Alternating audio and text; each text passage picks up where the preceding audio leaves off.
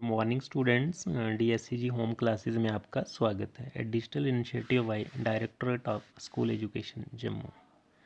सो students, जैसे कि हम पॉलिटिकल साइंस पढ़ रहे हैं क्लास 12th की, तो पहला और तीसरा चैप्टर हमने बड़ी अच्छी तरह से पढ़ा है। तो अब हम चौथा पढ़ रहे हैं। तो ये alternative centres of economic and political powers का जो पढ़ रहे हैं। तो इसमें एक और हमारा क्वेश्चन बचा था एशियन के बारे में हम पढ़ेंगे कि ये शुरू कब हुआ था, किसने किया था और कारण क्या थे। ये एशियन ये ग्रुप जो बना था ना, इसी के बारे में हम पढ़ेंगे। जैसे हमारा ये है टॉपिक का नाम है एशियन।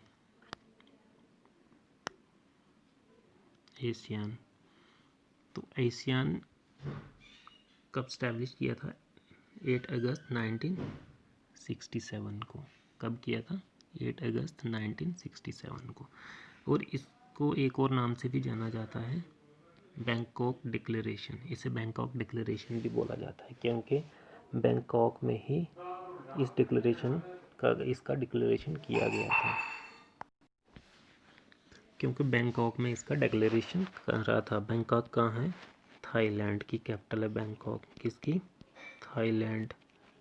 थाईलैंड की कैपिटल है बैंकॉक में। तो ठीक है, ये बैंकॉक डिक्लेरेशन के नाम से भी जाना जाता है। ये कब किया था? 8 अगस्त 1967 को। तो भाई ये एशियन है क्या? एशियन पता है कि association of south east Asian nation की एक एसोसिएशन है। ठीक है, जैसे हमने यूनियन पढ़ा था ना, वहाँ पे भी एक एसोसिएशन थी ना यूरोपियन कंट्रीज़ की। तो ये भी एक इन्होंने अपना एक एसोसिएशन बनाया था, ये ग्रुप बनाया था।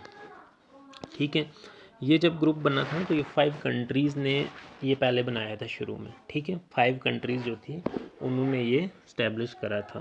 तो 5 कंट्रीज़ कौन सी हैं, मैं इसमें आपको एक एक लिख के बताऊंगा 5 कंट्रीज़।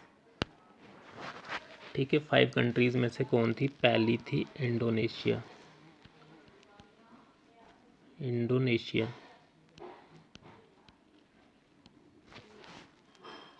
पहली थी इंडोनेशिया। दूसरी थी मलेशिया।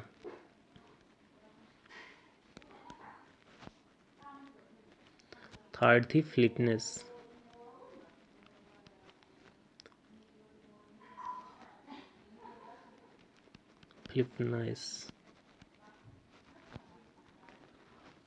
फोर्थ थी सिंगापुर।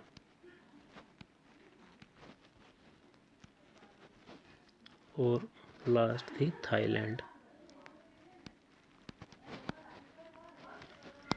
आज तो इसमें 10 कंट्रीज़ है, लेकिन जब शुरू में ये बना था ना तो तब कितनी थी? 5 कंट्रीज़ थी। ये क्वेश्चन भी याद रखना कि जब इसकी डिक्लेरेशन हुई थी तो इसमें कितनी? 5 कंट्रीज़ थी। इंडोनेशिया था, मलेशिया था, फिलीपींस था, सिंगापुर था और थाईलैंड था।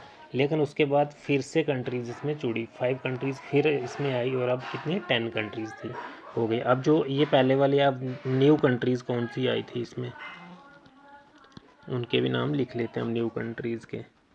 ये नाम भी याद रख लेना आप। ठीक है, न्यू कंट्री में पहली आई ब्रुनेई, दूसरी में कंबोडिया,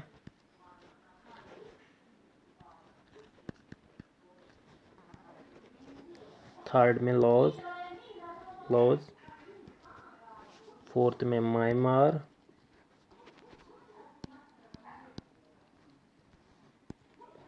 और फिफ्थ में वियतनाम।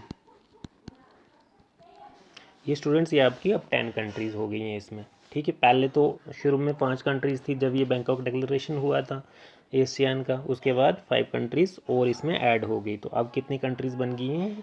टोटल 10 कंट्रीज़ हो गई हैं इसमें। ओके स्टूडेंट्स, हम बैक चलते हैं पीछे। तो 8 अगस्त 1967 को ये एशियन ग्रुप बना था। इसे बैंकॉक डिक्लेरेशन भी बोला जाता है। ये एशियन है कि एशियन है association of south east Asian nation का। ठीक है, और इसका मोटो क्या था?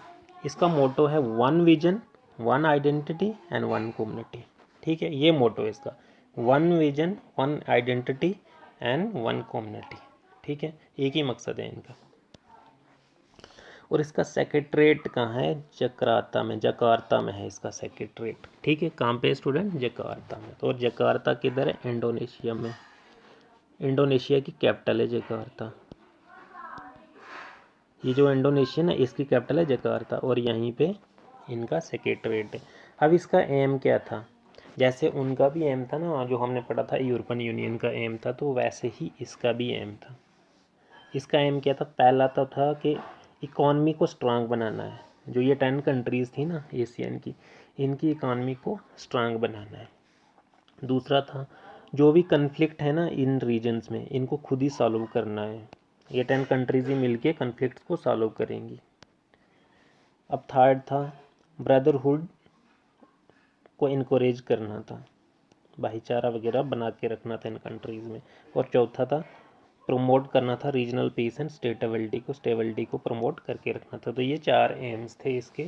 और ज़्यादा इसमें आपको मुश्किल भी नहीं है कुछ भी। एशियन क्या है, सिंपल से आपको याद रखना कि कब ये इस्टेब्लिश हुआ था। 8 अगस्त 1967 को। बैंकॉक डिक्लेरेशन भी बोला जाता है। बैंकॉक क्यों बोला जाता है? क्योंकि वहीं पे ये साइन किया गया था। इसका हेड क्वार्टर कहाँ है?